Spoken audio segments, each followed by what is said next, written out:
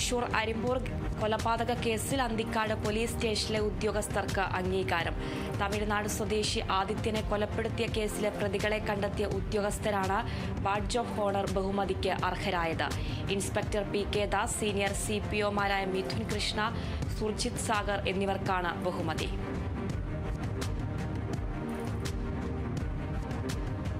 തൃശൂരിൽ പുതുവത്സര ദിനത്തിൽ കൊടുങ്ങല്ലൂരിൽ വ്യാപക പരിശോധന നടത്തി.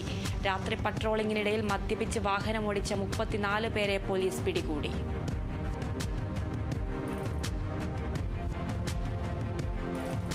എറണാകുളത്ത് ട്രൈഡയിൽ 30 കുപ്പി മദ്യവും ബൈക്കുമായി യുവാവ് പിടിയിൽ. മാല്യങ്കര സ്വദേശി നിഷാദാണ് പിടിയിലായത്. കോടതിയിൽ ഹാജരാക്കിയ പ്രതിയെ റിമാൻഡ് ചെയ്തു.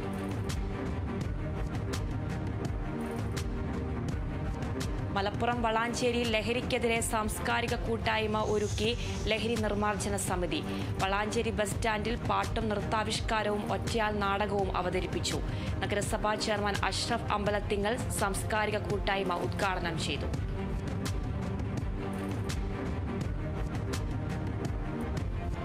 തൃശൂരിൽ ദിലീപൻ പൊയ്യയുടെ പബ്ജിമോൻ എന്ന കഥാസമാഹാരം പ്രകാശനം ചെയ്തു. വിദ്യാർത്ഥികളിലെ മൊബൈൽ ഫോൺ ഉപയോഗവും ഓൺലൈൻ ഗെയിമുകളോടുള്ള ആസക്തിയും ഉള്ളടക്കം. കഥാസമാഹാരത്തിന്റെ പ്രകാശനം ഡോക്ടർ RLV രാമകൃഷ്ണൻ നിർവഹിച്ചു.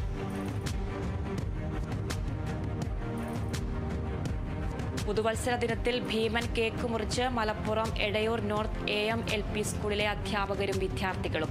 രക്ഷിതാക്കളുടെ നേതൃത്വത്തിൽ നടന്ന കേക്ക് നിർമ്മാണത്തിന്റെ ഉദ്ഘാടനം എടയൂർ ഗ്രാമപഞ്ചായത്ത് പ്രസിഡന്റ് ഹസീന ഇബ്രാഹിം നിർവഹിച്ചു.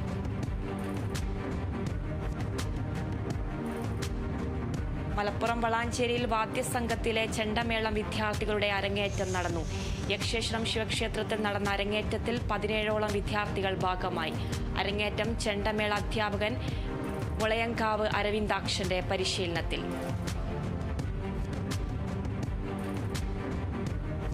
കാസർഗോഡ് മടക്കാലിൽ കരൾ രോഗത്തെ തുടർന്ന് ചികിത്സയിലായിരുന്ന വിദ്യാർത്ഥി മരിച്ചു. മടക്കാൽ സ്വദേശി ദിൽജിത്താണ് മരിച്ചത്. ഇളമ്പച്ചി ഗുരു ചന്തുപ്പണിക്കർ സ്കൂളിലെ 8ാം ക്ലാസ് വിദ്യാർത്ഥിയാണ്.